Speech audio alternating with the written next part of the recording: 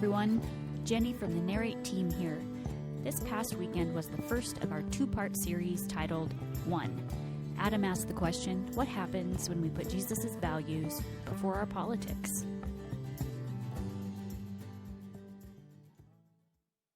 Hey, good morning. How you doing? So I'm going to start with a little bit of a poll here, survey, kind of arm raised thing, because we all like that, right? So just thought I would start, and I promise I'm not going to ask you about your party or your candidate, okay?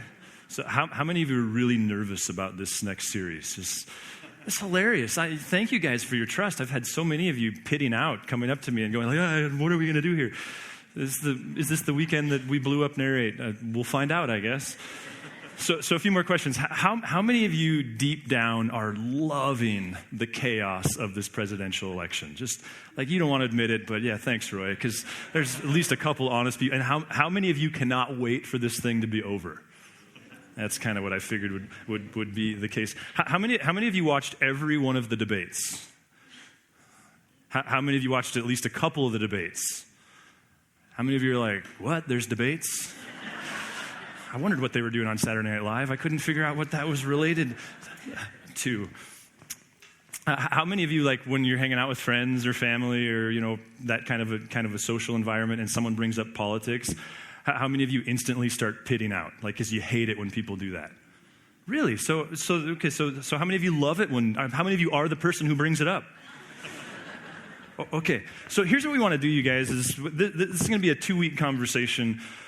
And really what we want to do goes all the way back to before we existed. Back in 2008, I had the privilege of being on staff at a great church in Billings. I was leading a 20-something ministry called Mosaic. The wheels of planting a church in Helena were fully in motion. Conversations with people about being a part of that, some of whom are sitting here now. Conversations with the financial piece, with our association of churches. All that stuff was happening simultaneously. I was at a part of a grad program at George Fox, and I was in a class called Missional Ecclesiology. Now, ecclesiology is technical speak for the way people of faith do that together. So ecclesiology refers to kind of church philosophy. So gather and scatter for us would be a real vital part of our ecclesiology. Being portable is a real vital part of our ecclesiology. That's what ecclesiology refers to.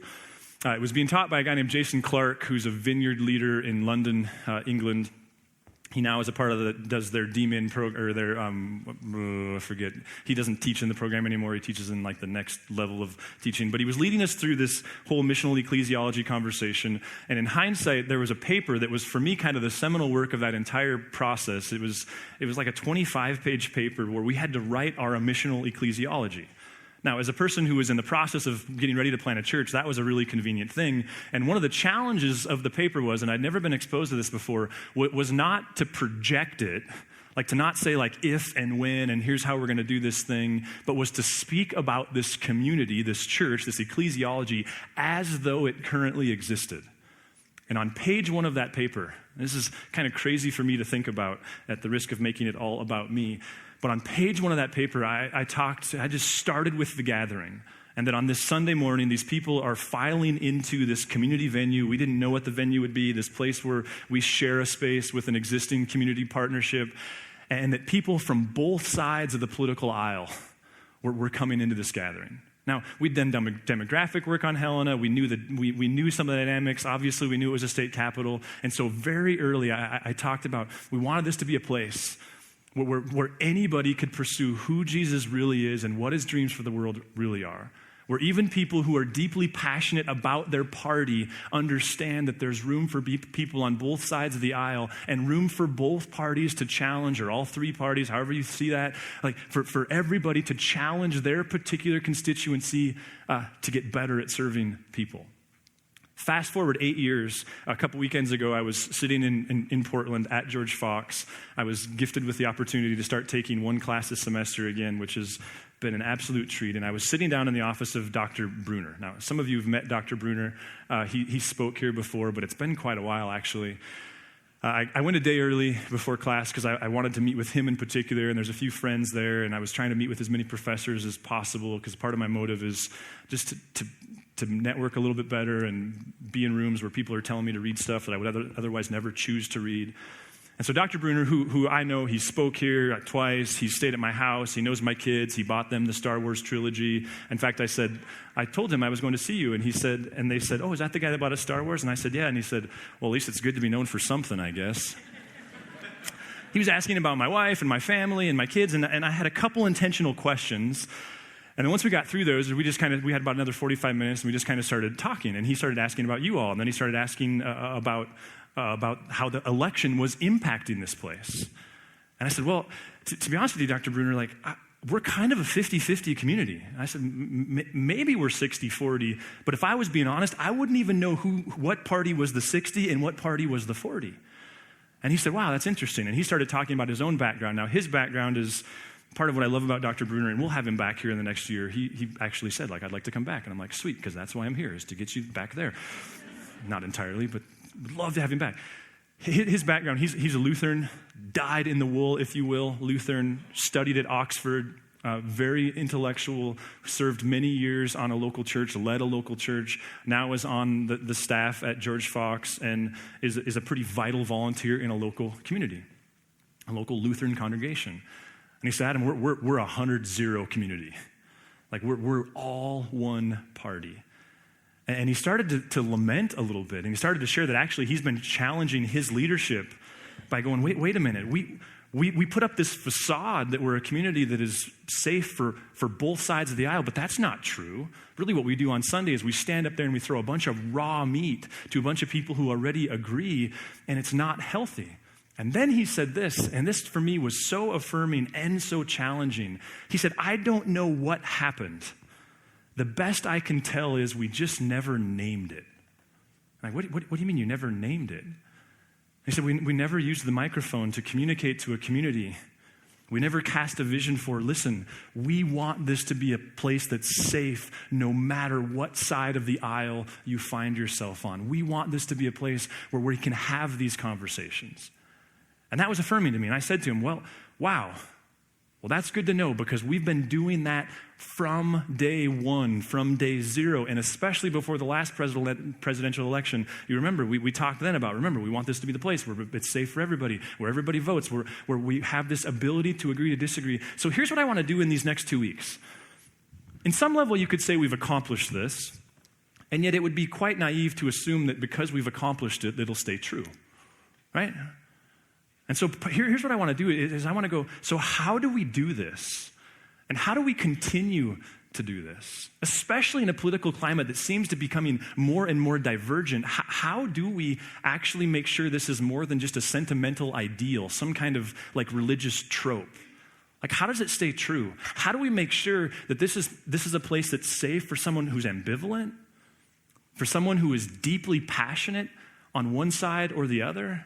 How do we do that?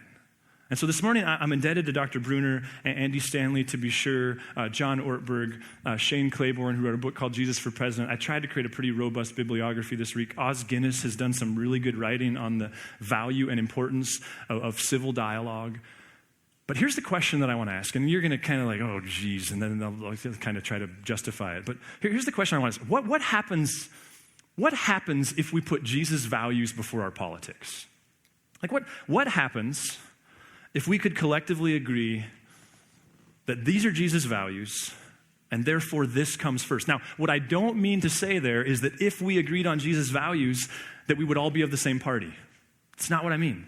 What I don't mean to say there is if we all agreed on Jesus' value, we would all go the apolitical route, like Shane Claiborne's talking about, and just go no, the whole thing's a waste of time. I don't mean that at all. What I want to suggest to you this morning is what if a community of people who agreed that Jesus' values come before their politics could find room to disagree and would even have greater understanding as to why they disagree? Now, of course, part of the trouble and part of what makes this question tricky is we all know that we could all grab our Bibles and make it say whatever we want politically. Whatever persuasion you are, Republican, Democrat, Libertarian, you could make the Bible say whatever you want to on politics. In fact, if you're doing the hard work of living a lifetime with the Bible as your companion, guiding you in your understanding of who God is and what he really cares about, you'll know this is the hard work of being a text-centered person in general. Because yes, You can manipulate the Bible and make it do just about anything you want, support any view you care to make it support. I had a reminder of this early on in my kind of expression of this value. I was at some meetings at one of our sister churches, Journey in Bozeman, and they were also one of our mother churches, and so it was early on. I was there with the staff at the time, and I was introduced in these meetings with a few hundred different people kind of off to the side as, hey, here's this new church that started in Helena. I was in the lobby after one of the meetings. Everyone's kind of bustling around, pretending to be social, but not really wanting to talk to anybody. You know how that goes. And this guy who I felt like he was like 10 feet tall came up to me, Carhartt vest, big old cowboy hat. Like he looked like John Wayne, only he wasn't John Wayne. And he shook my hand, and my hand just like turned into liquid. It was this really big, working class, nice guy. And he introduced himself to me as someone who grew up in Helena, had recently moved from Helena. I don't know where he was living. I don't remember where he was living at the time. But he started asking me about church in Helena. And he kind of drew me into the political conversation. And I said, how sometimes you're developing an idea and you're trying it out and you think it sounds really clever? You know that feeling? And then all of a sudden you stick your foot in your mouth. Have you ever done that? So I was like, well, here's what I'm learning about Helena. Because he was asking, like, he left a church that he loved here and it wasn't Narrate. So he was asking, like, so how are you guys doing this and who are you serving? And I said, well, here's my understanding of Helena, I said. And we're not trying to be the only church. We're not trying to be the best church. We're just trying to be a church. And I said, but as best I can tell, the church in Helena is ironically polarized. And I said this to him. I said, it seems to me that in Helena, either Jesus is a Democrat or he's a Republican. But he's definitely not either, and he couldn't possibly be neither. And when you realize that you just said something that he didn't agree with? There was this like awkward and I had this like, oh yeah, you just said that you came from a church that you loved there, and I just described you. You know that? And I remember thinking to myself, well, like we could go there, right here, me and this 6'4" cowboy guy, we could just have this conversation. And then option B is, or I could go to the urinal, that. I went with B as like, well, good meeting you, and let's just stay superficial. But that's the part of the problem, right? Like we can make the Bible say what we want politically. Like those of you who are Republicans, I mean, it's easy to do that, right? Like because God is always right, Jesus is always right. Clearly God and Jesus are always on the right. Right? Isn't that kind of how this works? One day Jesus was walking along and he saw this guy named Levi. We know him as Matthew. And Levi, he said to Levi, hey, why don't you rethink your plans for living? Come follow me. And Levi do you remember what his career was? He was a tax collector, but what's another word for a tax collector? A publican. And do you remember where Jesus went with Matthew after he had this interaction? To a big party. And there was a whole bunch of what there? Publicans. Clearly, Jesus is a Republican, right? And in fact, if you just do a little bit of work, it's in the text. Listen to Matthew 9, verse 12. It says, on hearing this, Jesus said, it's not the healthy who need a doctor, but the sick.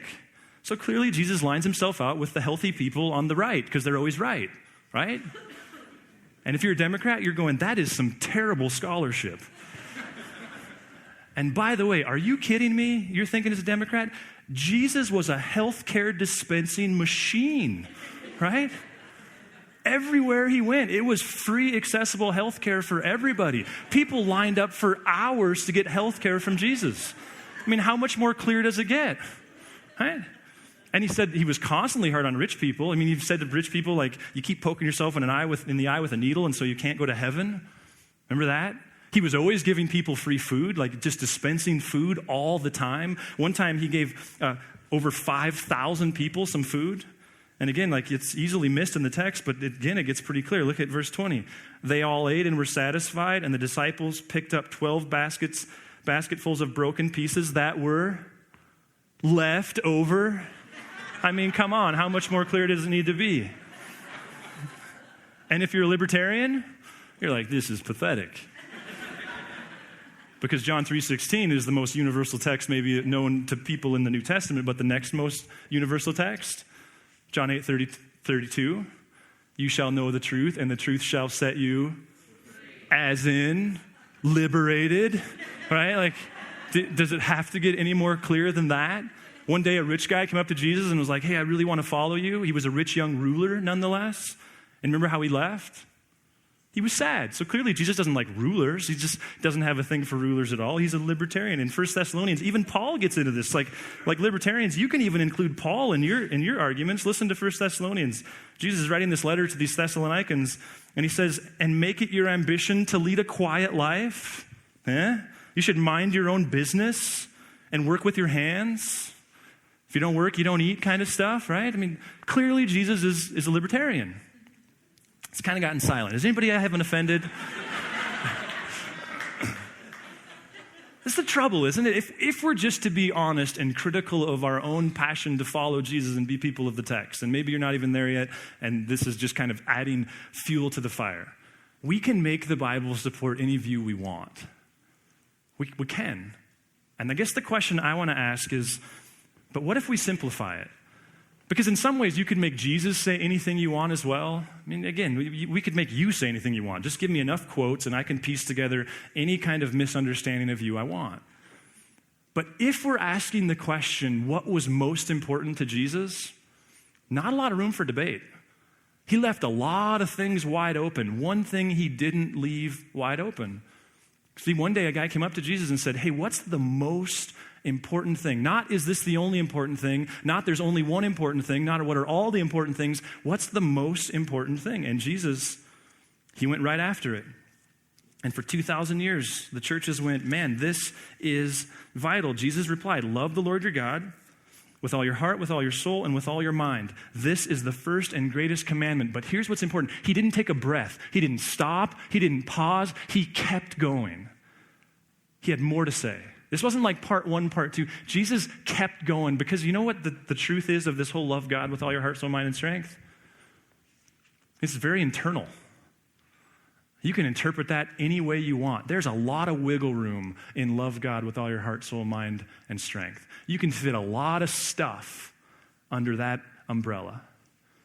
In fact, most of the candidates that we're going to be sifting through in the next couple of weeks, not all of them, but many of them, if you were to say, well, do you love God? They go, well, of course I love God. Well, do you love him with all your heart? Well, I don't know about all, but I'm sure working hard. Do you love him with all your soul? Well, I don't even know what that is. Love him with all your mind? Well, I got my iPhone off. Learning how to not surf the internet all the time. There's a lot of wiggle. Jesus doesn't stop there. The next word is the word and. And the second is like it. Love your neighbor as yourself. See, this isn't like, hey, I know part one was good, so it's so good that I hope you come back for part two. This isn't like, go work on that and then come back for the second part. No, this is one part, one thing. Jesus doesn't pause. He doesn't take a breath. He keeps going. Love God and then love your neighbor as yourself. Because, see, there's not a lot of wiggle room in that. Not nearly so much. It's external. It's the opposite of the internal nature of loving God. Because we go, well, love God and treat my neighbor the way he deserves to be treated. Love God and treat my neighbor the way he treats me. Love God and treat my neighbor the way he treats my kids. And Jesus goes, no. It's a completely different dynamic if you're following me. In my dynamic, if you only get one thing right, you get right this fact that people are the most important thing. They're the only thing. If that's where you want to go, they are definitely the most important thing. And listen, if you want to mess around on this idea a little bit in the whole film world, it's on Netflix. Go watch a movie called Philomena. It's a movie about a woman who's suffered some terrible things and is working through the process of forgiveness and also working through what does it mean to value people before anyone else. Jesus continues, all the law and the prophets hang on these two commandments. Some say are contingent upon. In other words, if you don't have time to do anything else as you try to love God, do this one. Love people. In other words, it's simple, but it's extraordinarily demanding.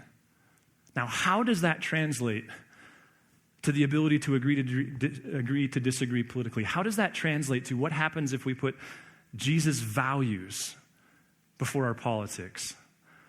Well, what happens if we can agree that people are the most important thing, that loving people is the most important thing, But what happens if we also allow that we can disagree on how best to do that? And what if part of the way we can capture the political landscape and the fact that there's people that you love whom you disagree with politically is the fact that you're agreeing loving people is vital, and yet we're disagreeing on how that's most effectively done? To put into question form a statement Andy Stanley said, go ahead to that next phrase. What if we can disagree on what's best for people, but we dare not disagree that what's best for people is what's best? See, for me, as I started working through that, I was like, that is so helpful. Because that creates permission where we go, okay, so are we on the same page here? That what we're called to do first and foremost is love God and then give expression to our love for God by the way we treat the person standing there. Are we agreeing on that? Okay, great. Then how do we begin to understand how we come to completely different ideas about how that's most effectively done? And you know where those answers, I think, begin to be found in terms of the understanding of why are we coming at this differently? It's background, it's story, it's what you do for work, it's the type of home you were raised in. There's all kinds of subjective things that shape our understanding and objective things that shape our understanding of how do we most effectively love God by loving people. Which gets into this, okay, if what we're saying here is we're on the same page, that what's most important is loving people and that we dare not disagree on that, then how do we begin to have relationship with people who, in the final outcome, the final expression, we have a different idea? Well, there's these 4 ideas that Andy Stanley actually shared this last winter, and when I heard them, in fact, I put them on the back of the notes sheet just because I feel like these are 4 questions that we could put on a refrigerator and just use in general. But it gets at maybe you could say it this way: what happens if when we disagree, we take the posture of a student, not a critic? Like, what happens if rather than just criticize a view, we start to go like, wait a minute, how did you get there? And this isn't just a political thing, this is an all things thing. First question, what led you to that view? I mean, what if when you're about to crawl over the table, when you're at family dinner and you're nauseous, when you're pitting out because someone's talking about an idea and you hate the idea, what if we just found the energy to go, okay, so let me understand something. How did you get to that view? Because when you get someone's political stance, when you get their opinion really in general, aren't you really getting like the last sentence of the thesis? So similar to what Jenny talked about this last summer from some stuff we learned at Q, like you're really getting the 7th chapter. And what happens when we go, wait a minute, what are the 6 chapters that come before this? You know, there's something dangerous about learning someone's story behind their beliefs. And you know what that is? It's hard to hate somebody when you know their story. We could march ourselves up to the county jail and create conversation with some people who have done some incredibly hurtful things, some horrendous things. And if we took the time to hear their story, don't you think you'd suddenly be in their corner? Not wanting to like rescue them from all consequence, but don't you suddenly think you'd be vested in them? It's hard to hate somebody when you know their story. You can objectify lots of things. You can objectify divorce. You can objectify wealth. You know, company presidents and CEOs and cars and houses. You can objectify poverty. You can objectify homosexuality. You can objectify a lot of things. You and I, you're objectified all the time on TV as Christians, quote unquote. You get to know them. It's hard to objectify. As my friend David Casey has said, and I've said often, like theological problems, they don't walk into your office.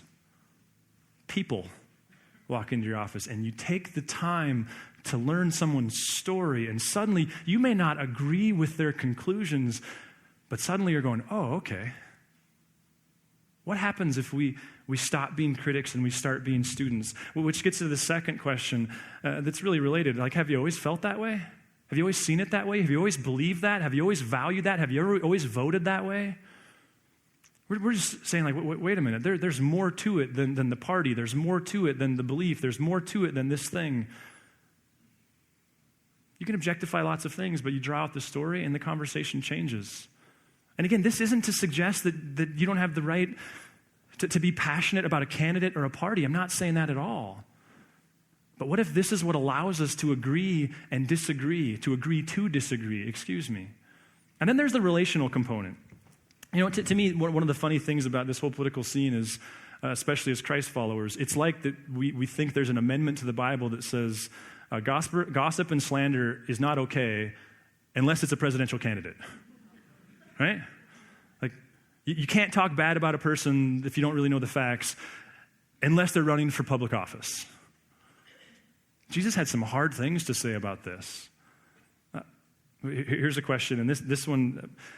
when the temperature's rising and suddenly someone's talking about one of the candidates like they live in the apartment next door, which is silly when you think about it. What if we just ask this, have you met her? Have you met him? And then what if no matter what their response was, you just go, huh? Begins to kind of go wait a minute. Do you know them? Or here's another one, and I think this one's as much a statement as it is a question. But what if you were just say, I get most of my information from the media. How about you? Because if we're honest, we get about 95% of our information from the same sources that is filtered through a very, specific lens. We don't know that much. And really, we're all kind of arguing about the same 5% of information. Listen, that's not a dig on the media. I think we probably all know enough about countries where the media is controlled by the government to know, we're in a really blessed state. But it's just an admission, wait a minute. Let's just take a deep breath. Let's help the temperature go down a little bit here. There's a story behind your beliefs. It would help me if I knew it. You don't know her. You don't know him. So let's not talk like we do. And listen, we're all operating in a pretty narrow bandwidth of information. And so let's not pretend that we're not just kind of dealing with one source or another who's spinning it to their own convenience. James, one of his kind of classic statements, go ahead to that slide.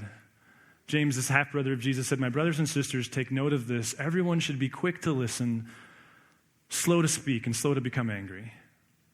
Stephen Covey said years ago that we should seek first to understand before seeking to be understood.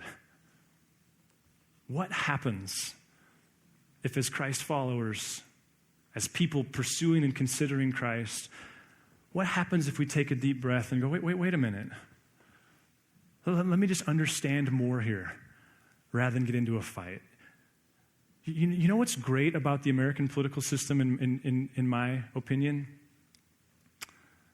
Your opinion doesn't count. Your vote counts. It doesn't mean your opinion is not important, but at the end of the day, it's not your opinion that counts. It's your vote that counts, which is quite a privilege. Wouldn't you agree? But listen, as a Christ follower, and for those of you who aren't, this is just you just get to listen in. As a Christ follower, Jesus says, you're the light of the world. You're the salt of the earth. You're like a city on a hill. And in our world, that sounds a little pretentious. But it's speaking to the fact, and you've experienced this personally if you follow Jesus, that Jesus is the single most important person or thing that's ever happened to you. You're not into a religion. You're not into a system. You're into this historical man named Jesus. We're going to do a series in December just about the amazing person of the historic Jesus. Something happened, and you recognize there's not a better candidate on the planet who's ever lived that's more worthy of your emulating your life after. You've taken it a step further and went, something happened in your guts when you embraced the cross. There is some internal transaction with God that you can't explain, and you sound silly when you try, but the tomb is empty. Listen, we work hard around here, collectively, you individually, in your office, in your neighborhood, in your school, to somehow jostle people's preconceived notions of Jesus and invite them to rethink him, to consider that it's not a system, but it's a person who is well worth your consideration to follow. That's why we do what we do. So why would we risk all of that? over an opinion? Why would we cost ourselves influence and voice over an opinion? That's not to say that the opinion isn't important. It's not even to say that you're not entitled to have one and even have a different one. But can you imagine what would happen if a community of people went like, wait a minute. Where we have common ground is that there's nothing more important than loving God by loving people. And there's all kinds of disagreement on how that's best done. Can you imagine if a group of people started to live that way? I don't mean to get too utopian, but I wonder, would it even matter who our president was? If a nation lived that way? To respect one another enough to go wait a minute, this is about loving people and we're disagreeing on that, so let's not let this get too carried away. I guess what I want to assert to you is, what if this political season is in many ways an opportunity and a gift to provoke ourselves to think, what were Jesus' values? What would he put first? And how would he have us go about this process? Now, next week, here's what I want to do next week. If you look out across church history, there's really 5 different views that Christ followers have taken as it relates to this whole political thing. And it's not like 5 different epochs of time. Like even today, there's really these 5 views, and they're very tied into your church background or the lack thereof. They're very distinct in the way they think about and understand Christians and politics. And then when I first heard them, and I'm working hard to not make next week too academic, when I first heard them, it was really helpful to me to go, oh, that's the way I think the way I do. Because this, for better and for worse, this is the stream that I was brought up in. And so that's why I view politics this way. And so next week what I want to do is just kind of walk through historically these 5 different streams, because I think it'll help you in your efforts to understand others. I think it'll help you in your efforts to understand yourself. And then after that, what we're going to kick off is a whole new series on power. We're going to talk about the frustration, the burden of power. In fact, originally when I brought this series to the creative team, it was one 5-week series because I wanted to envelop the election with a conversation of power. And it was the creative team that went, no, I think people are going to be sick of politics. Let's just do 2, and then let's kind of rebrand the whole thing under the guise of power, because it seems to me on both sides of the election it would do us well to talk about power, lest we conclude that the desire for it is evil, lest we become the kinds of people who have it and don't use it for what God has given us to use it for. So this morning, again, if you don't normally grab a mind map, they're on the heat registers if that's helpful to you. Just want to provoke you to think, what happens if we agree that loving people is the most important thing?